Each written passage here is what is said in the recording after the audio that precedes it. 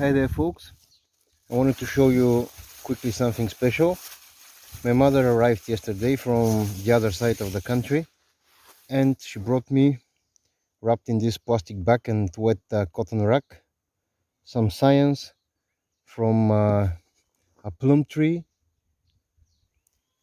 which grew in my grandparents' garden.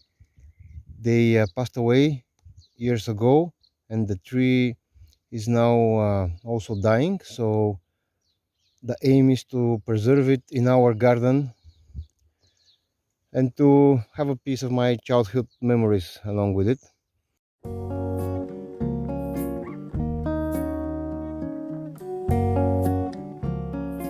You can see, however, that the scion wood which you brought me is exceptionally thin. This is actually thinner than a toothpick, and the thickest is a skewer size at the bottom. But also another problem is that even this 1-year-old wood, it has fruit buds setting. I hope that you can see that there are 2 fruit buds here and here along on this branch. So this is good to know that this plum exhibits such behavior, but it will be a bit harder to graft. I have to manually remove all those fruit buds like that and hope that the super tiny, almost invisible leaf bud here will develop. Grafting such thin scions, usually I do cleft graft. You can see that I start prepping one of the scions here. This is very thin, and the problem is that most of the graft types won't have enough surface area of cambium to give the scion to a chance to take. So cleft grafting is usually what I do, even though with this a bit thick piece I could try whip and tongue, which is my most successful and most preferred graft, by removing first the flowering buds, of course. But most of those, I think that at least I personally can't whip and tongue such thin scions, so I have to try and graft them with cleft graft. And I deliberately did this very long prep here because I want to maximize the area which is in contact with the rootstock. Okay, so I did a couple of those cleft grafts here, and you can see on the right side one, the very long cleft which I had to make in this small branch because I wanted to have a maximum contact of the scion with the rootstock. And this one as well, a bit harder to see because of the tape, but the cleft goes maybe 4-5 centimeters, and those are really thin scions. I left just a couple of buds on those, and to compare, I grafted here, let's focus, yes, I grafted here some scions with terminal buds to they have more buds, but I'll be probably trimming those to just see how they perform, how they develop. And it's very possible that in time those 2 branches will be fused, or just one of those will remain, but that will depend on the way they develop. And with the thicker piece, I made this modified whip and tongue, which I call a side graft, because I don't thin the rootstock too much, just enough to show the cambium, do the tongue piece here, and align just one of the sides of the cambium. So I'm hoping that this one will take as well. And also I did a couple of scions on this large plum tree. I got this tree hoping that it's a different variety, and now I'm slowly trimming it down, and will be slowly replacing branch by branch the variety of the tree. Maybe I'll be doing 7-8 varieties. And you can see that I did the cleft graft here as well. I opted for 2 longer scions with lots of buds, and even I left some of the fruit buds here just as an experiment. You know that I like to experiment and compare different conditions. So we see how this goes. I have hopes for that one because that was a very tall growing tip, so probably lots of action will be happening here as well. And also on another day I did this side graft here with the thicker scion with another variety which I got from the village. And a bit of advice for storing and transporting scion wood. Those scions, they were harvested about 10 days ago from my mother, and the garden of my grandparents is near the Black Sea coast, which is the other side of the country.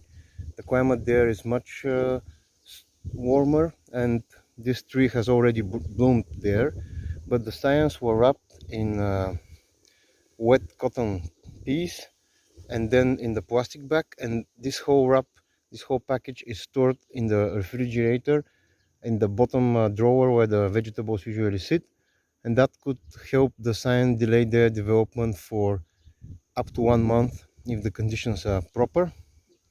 So those scions which I can't put to use today, I'll be saving in the same fashion, and then I'll be sharing them with some friends in the village. And if my attempts are unsuccessful, maybe theirs will be, and we'll still be able to save this variety from my late grandparents' garden.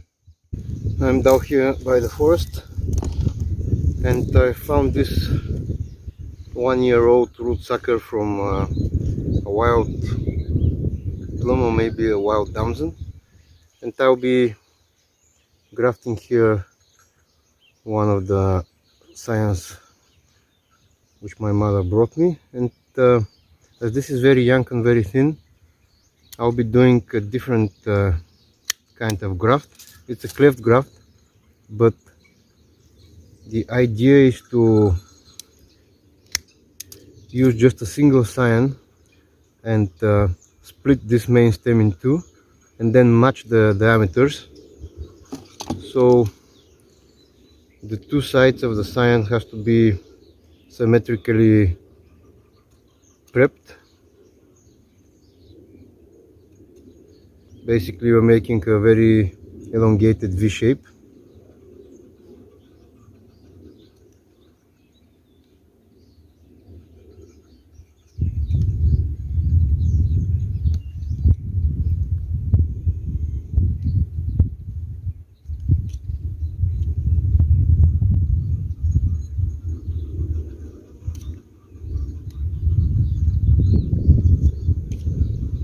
Like that, and then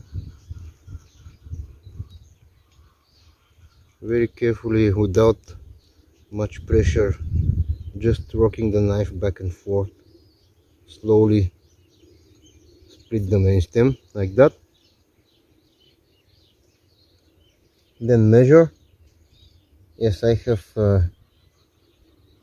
split a bit lower so I can afford myself to expose a bit more cambium here, like that, to make the scion union section longer. Yep. And then, because this stem is very thin and the rootstock is also very thin, most of the other grafts don't need much pressure when putting the grafting tape on. But in such cases where the rootstock is thin and won't apply much pressure to the scion, you really need to... Oops, I'm removing just a couple of buds here below so they won't start developing immediately. So you really need to... You saw how easy that fell off. The diameters match nicely, but there's not much pressure here because the rootstock is thin.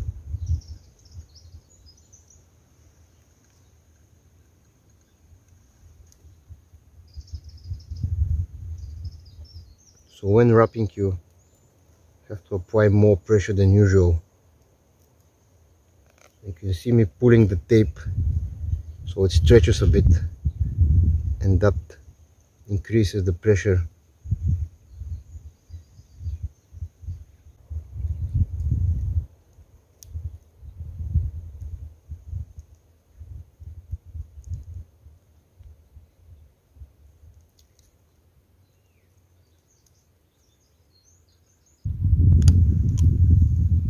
Using such thin saplings for rootstock could be problematic if the sapling does not have enough vigor into it, but I saw that last year it grew nicely even here in partial shade, so I'm hoping this will be enough to support our super thin scion. You can see how well this fit together, proper and tight. So that was all for today, folks. I'm just cleaning up our overwintered kale plants here so we can start harvesting. We can start harvesting the leaves soon, and I'll see you tomorrow.